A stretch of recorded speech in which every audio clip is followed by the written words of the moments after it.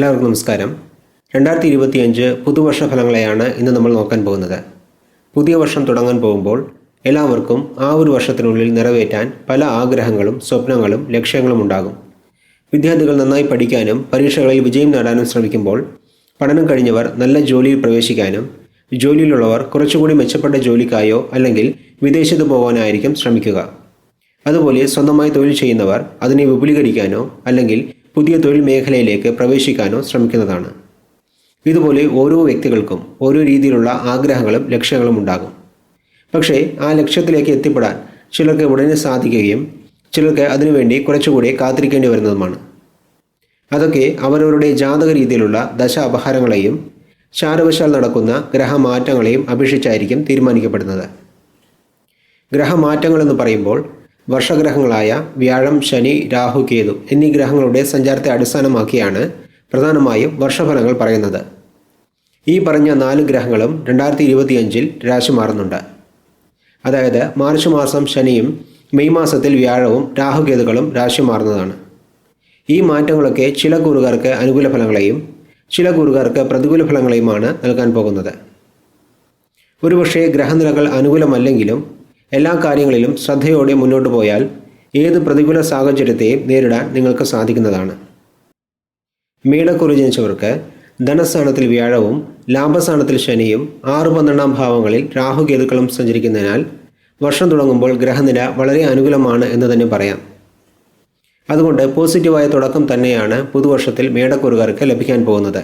പിന്നീട് മാർച്ച് മാസം ശനിയും മെയ് മാസം വ്യാഴവും രാഹുകേതുക്കളും രാശി മാറുമ്പോൾ രാഹു ഒഴികെ മറ്റുള്ള ഗ്രഹങ്ങൾ അനുകൂലമല്ലെങ്കിലും വർഷാരംഭത്തിലെ ഗ്രഹനില അനുകൂലമായതിനാൽ വർഷത്തിൻ്റെ തുടക്കം മുതൽ കഠിനമായി പ്രയത്നിച്ചാൽ ഈ പറഞ്ഞ ഗ്രഹമാറ്റങ്ങളൊക്കെ വരുന്നതിന് മുൻപ് തന്നെ പല കാര്യങ്ങളിലും അനുകൂലമായ ഫലങ്ങളെ നേടിയെടുക്കാൻ അല്ലെങ്കിൽ പല കാര്യങ്ങളിലും വിജയം നേടാൻ മേടക്കൂറുകാർക്ക് സാധിക്കുന്നതാണ്.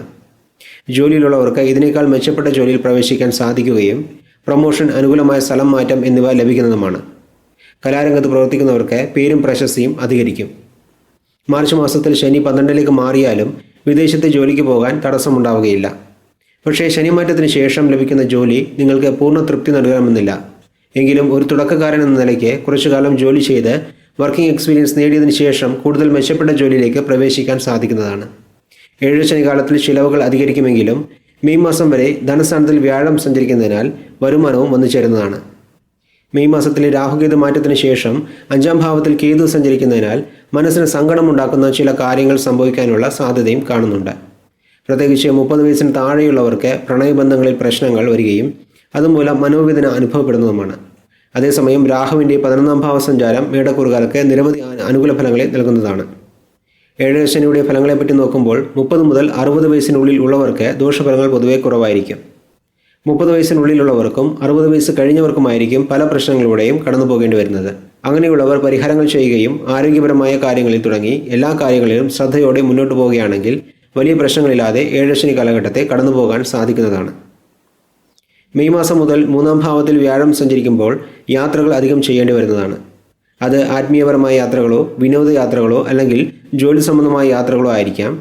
എന്തായാലും അതിലൂടെ ലഭിക്കുന്ന അറിവുകളും അനുഭവങ്ങളും ജീവിതത്തിൽ ഏതെങ്കിലും ഒരു ഘട്ടത്തിൽ നിങ്ങൾക്ക് ഉപകരിക്കുന്നതാണ്. മൊത്തത്തിൽ നോക്കുമ്പോൾ വർഷാരംഭത്തിലെ അനുകൂലമായ ഗ്രഹനിലയെ ഉപയോഗപ്പെടുത്തി നിങ്ങളുടെ ലക്ഷ്യങ്ങൾ പരമാവധി പൂർത്തിയാക്കാൻ സാധിച്ചാൽ പിന്നീടുള്ള സമയത്ത് വലിയ ദോഷഫലങ്ങളൊന്നുമില്ലാതെ കടന്നു പോകാൻ സാധിക്കുന്നതാണ് എന്ന് പറഞ്ഞുകൊണ്ട് മേടക്കൂറ് ജനിച്ചവരുടെ വർഷഫലങ്ങളെ ഇവിടെ നിർത്തുന്നു. നന്ദി, നമസ്കാരം.